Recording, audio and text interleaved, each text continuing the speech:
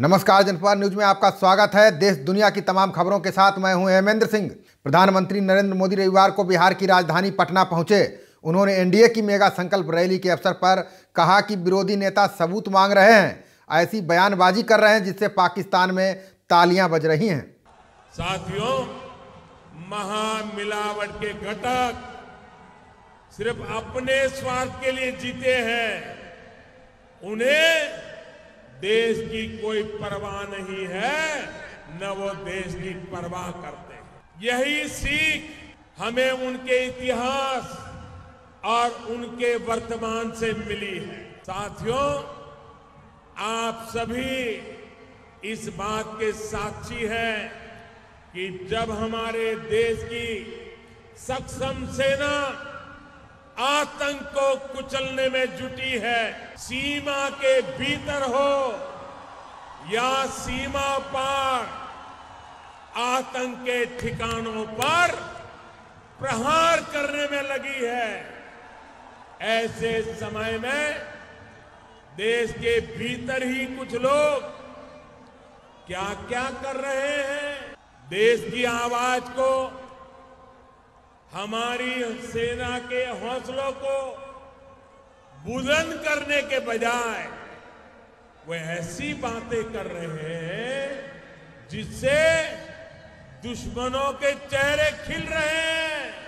पाकिस्तान में टीवी पर उनकी बातें, उनकी तस्वीरें दिखा दिखाकर पाकिस्तान में तालियां बज रही है। पीएम मोदी ने कहा कि शहीदों के परिवारजनों के साथ पूरा देश खड़ा है।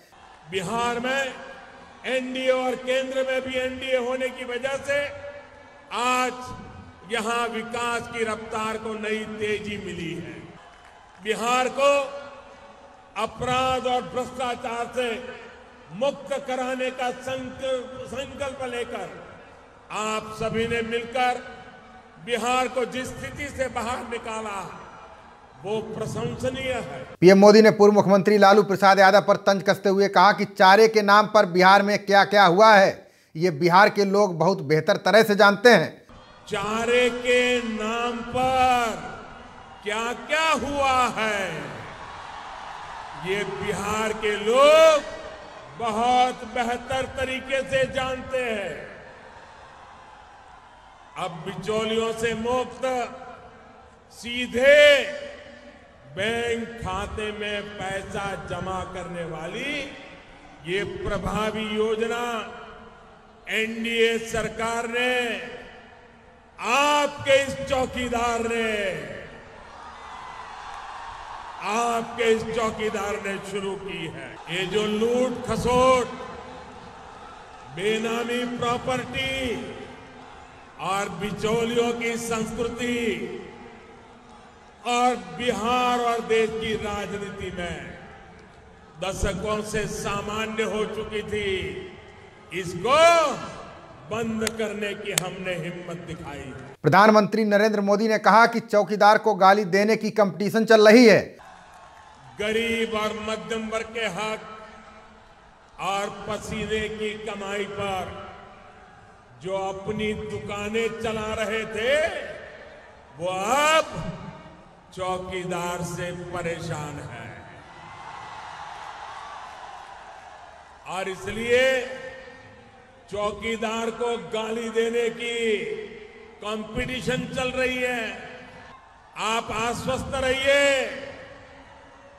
आपका ये चौकीदार पूरी तरह से चौकन्ना है।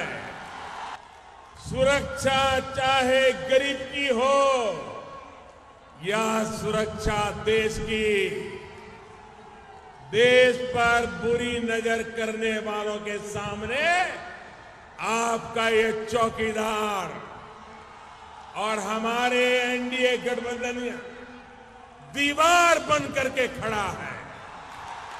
भारतीय जनता पार्टी ने शनिवार को विजय संकल्प कमल संदेश बाइक रैली निकालकर विरोधियों को अपनी ताकत का एहसास कराने का प्रयास किया। देश भर में बाइक रैली निकाली गई। यूपी बिहार के सभी विधानसभा सीटों पर कार्यकर्ताओं ने बाइक रैली निकालकर एकजुटता को दर्शाने का संदेश दिया। नोएडा में केंद्रीय मंत्री डॉक्टर महेश शर्मा एवं विधायक पंकज सिंह ने बाइक रैली को हरी झंडी दिखाकर रवाना किया। सैकड़ों की संख्या में कार्यकर्ताओं ने एकजुटता का संदेश दिया। वहीं जेवर विधायक धीरेन्द्र सिंह ने बाइक रैली को हरी झंडी दिखाई। रैली दनकौर से प्रारंभ होकर कई कस्बों से होती हुई जहांगीरपुर संपन्न हुई। बाइक रैली में 1500 से भी अधिक कार्यकर्ता मौजूद थे। जनपद लखीमपुर की विधानसभा मोहम्मदी बागकस्ता में बाइक रैली निकाली गई, जिसमें पार्टी के क्षेत्रीय विधायक लोकेंद्र प्रताप सिंह, जिला महामंत्री मनोज वर्मा समेत पार्टी के तमाम नेताओं के साथ ही सैकड़ों की संख्या में पार्टी कार्यकर्ता सम्मिलित रहे। बहराइच से भाजपा की बागी सांसद सावित्रीबाई फुले और फतेहपुर के सपा नेता पूर्व सांसद राकेश सचान ने कांग्रेस का दामन थाम लिया है। सावित्रीबाई फुले और राकेश सचान को राहुल गांधी और प्रियंका गांधी ने नई दिल्ली में कांग्रेस की सदस्यता दिलाई। बता दें कि भाजपा की बागी सांसद सावित्रीबाई फुले भाजपा की धुर विरोधी रही हैं। दलित समर्थक सावित्रीबाई फुले के कांग्रेस में जाने के बाद तरह तरह की चर्चाएं हैं। जानकारों का तो यहां तक कहना है कि कोई गारंटी नहीं है कि वे कांग्रेस में जाकर कांग्रेस के खिलाफ नहीं बोलेंगी। वहीं फतेहपुर से सपा के पूर्व सांसद राकेश सचान को पूरी उम्मीद थी कि उन्हें सपा टिकट देगी, लेकिन सपा बसपा गठबंधन में सीट बसपा के खाते में चली गई। यही वजह रही कि सचान ने टिकट नहीं मिलने के कारण कांग्रेस का दामन थाम लिया है। दिल्ली की 6 लोकसभा सीटों के लिए आम आदमी पार्टी ने अपने उम्मीदवार घोषित कर दिए हैं। दक्षिणी दिल्ली से आम आदमी पार्टी ने राघव चड्ढा को टिकट दिया है। राघव पेशे से चार्टर्ड अकाउंटेंट हैं। वो लंबे समय से आम आदमी पार्टी के साथ जुड़े हुए हैं। वो दिल्ली सरकार के वित्त विभाग में सलाहकार का पद भी संभाल चुके हैं। नई दिल्ली लोकसभा सीट से ब्रजेश गोयल चुनाव लड़ेंगे। पूर्वी दिल्ली से आपकी जानी मानी नेत्री और शिक्षा के क्षेत्र में काम करने वाली पार्टी नेता आतिशी मैदान में उतरेंगी। नॉर्थ ईस्ट दिल्ली से आप पार्टी नेता दिलीप पांडे चुनाव लड़ेंगे। वहीं चांदनी चौक से आम आदमी पार्टी के पंकज गुप्ता ताल ठोकेंगे। उत्तर पश्चिम दिल्ली से पार्टी ने गुग्गन सिंह रंगा को टिकट दिया है। प्रधानमंत्री नरेंद्र मोदी आगामी 8 मार्च को लखनऊ में दूसरे चरण की मेट्रो का उद्घाटन करेंगे। पीएम वीडियो कॉन्फ्रेंसिंग के जरिए कानपुर से एयरपोर्ट से सीधे मुंशी पुलिया तक शुरू होने वाली मेट्रो का उद्घाटन करेंगे। इसके साथ ही वाराणसी, कानपुर और आगरा मेट्रो का भी प्रधानमंत्री शिलान्यास करेंगे। प्रधानमंत्री नरेंद्र मोदी पटना के बाद अमेठी का भी दौरा करेंगे। दोपहर पटना एयरपोर्ट से 1:55 पर रवाना होंगे। पीएम मोदी करीब 3:50 पर मुंशीगंज स्थित HAL पहुंचेंगे। कार्यक्रम स्थल पर ही AK-103 का लोकार्पण करेंगे। नई तकनीकी से बनने वाली AK-103 का लोकार्पण प्रधानमंत्री नरेंद्र मोदी करेंगे। इसके बाद 538 करोड़ की परियोजनाओं का भी लोकार्पण करेंगे। इसके बाद जनसभा को संबोधित करेंगे और प्रधानमंत्री प्रयागराज के लिए रवाना हो जाएंगे। प्रधानमंत्री नरेंद्र मोदी ने ख्वाजा मोइनुद्दीन चिश्ती के 807वें उर्स के अवसर पर अपनी ओर से अजमेर शरीफ के दरगाह के एक प्रतिनिधि मंडल को अपनी ओर से चादर सौंपी है। केंद्रीय अल्पसंख्यक कार्य मंत्री मुख्तार अब्बास नकवी के मुताबिक अजमेर शरीफ दरगाह के दोनों अंजुमनों और दरगाह कमेटी के सदर एवं मुस्लिम समुदाय के प्रमुख लोगों के प्रतिनिधि मंडल ने प्रधानमंत्री मोदी से भेंट कर समावेशी विकास और देश की सुरक्षा के उनके मजबूत संकल्प के लिए बधाई दी। उन्होंने कहा कि प्रधानमंत्री ने प्रतिनिधि मंडल को अपनी तरफ से 807वें उर्स के अवसर पर ख्वाजा अजमेर शरीफ दरगाह में पेश की जाने वाली चादर और संदेश इस प्रतिनिधि मंडल के सुपुर्द किया। खबर बलिया से है, जहां शनिवार को इंटरमीडिएट का अंग्रेजी का पेपर आउट हुआ है। समय से कुछ घंटे पूर्व ही ये पेपर वायरल हो गया था। मीडिया कर्मियों ने जिलाधिकारी एवं जिला विद्यालय निरीक्षक को इसकी पहले ही जानकारी दे दी थी, लेकिन अधिकारियों ने गंभीरता से नहीं लिया। जब छात्रों को पेपर वितरित किया गया तो वायरल हो रहा पेपर हूबहू निकला। इसके बाद डीएम बलिया भवानी सिंह ने मीडिया से कहा कि इंग्लिश का पेपर आउट हुआ है। पेपर वायरल की जांच नोडल अधिकारी से कराई जा रही है। अगर मामला सत्य पाया गया तो पेपर जरूर कैंसिल होगा।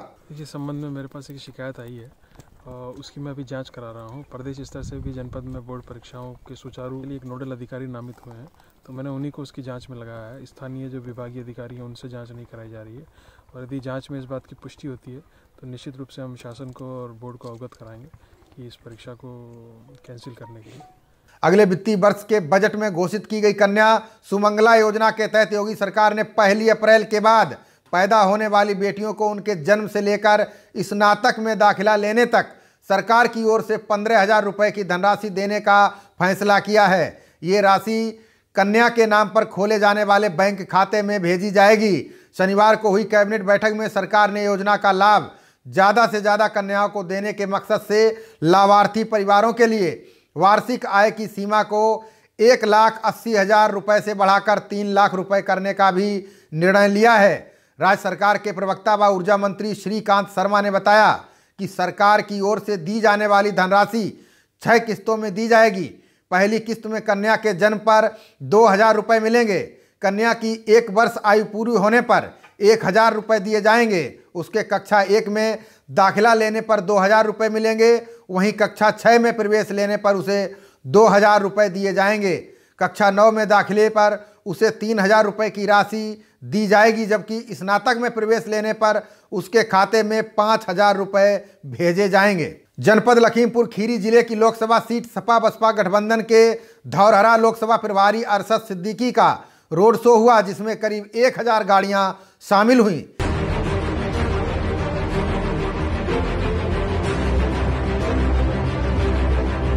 बताते चलें कि रोड शो में फिल्म अभिनेता रजा मुराद व अभिनेता अली खान सहित तमाम सपा बसपा नेता मौजूद रहे। सपा बसपा गठबंधन के बाद इतना बड़ा ये पहला रोड शो है। रोड शो की शुरुआत हर गांव से महोली, मैगलगंज, जंग बहादुरगंज और उचौलिया पसगवां के बाद ईसानगर से सिसैया पहुंचने पर रोड शो का समापन हुआ। देश दुनिया की तमाम खबरों के लिए देखते रहिए जनप्रवाद। नमस्कार।